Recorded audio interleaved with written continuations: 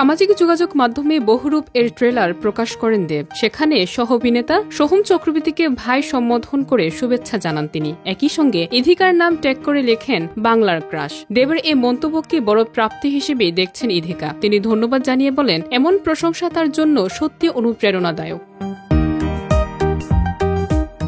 ভারতীয় অভিনেত্রী ইধিকা পাল সাম্প্রতিক সময়ে দুই বাংলার দর্শকের মন জয় করেছেন একের পর এক কাজের মাধ্যমে। ঢালিউডের প্রিয়তমা ও বরবাদ ছবির সাফল্যের পর টালিউডের খাদান কিশোরীতে অভিনয় করে তিনি নতুন উচ্চতায় পৌঁছান। আর এবার তার সাফল্যের তালিকায় যুক্ত হল টালিউডের সুপারস্টার দেবের প্রশংসা। সদ্য মুক্তিপ্রাপ্ত বহুরূপ ছবির ট্রেলার শেয়ার করে দেব নিজে ইধিকাকে সম্বোধন করেছেন বাংলার ক্রাশ হিসেবে, যা তাকে ভক্তদের পাশাপাশি সহশিল্পীর কাছ থেকেও বেশি স্বীকৃতি এনে দিল।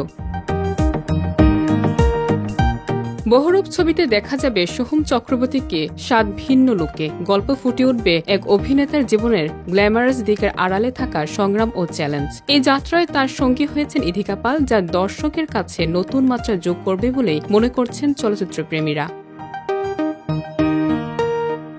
সব জল্পনা উড়িয়ে দিয়ে মিঠুন দেব অভিনীত সেই বহুল প্রতীক্ষিত ছবিতেও গুরুত্বপূর্ণ চরিত্রে জায়গা করে নেন ইধিকা পাল। সব মিলিয়ে ইধিকা পাল এখন দুই বাংলার চলচ্চিত্র অঙ্গনে নিজের দৃঢ় অবস্থা তৈরি করেছেন। একের পর এক সিনেমা, সহশিল্পীদের প্রশংসা এবং দর্শকের ভালোবাসা তার ক্যারিয়ারকে নতুন উচ্চতায় পৌঁছে দিচ্ছে।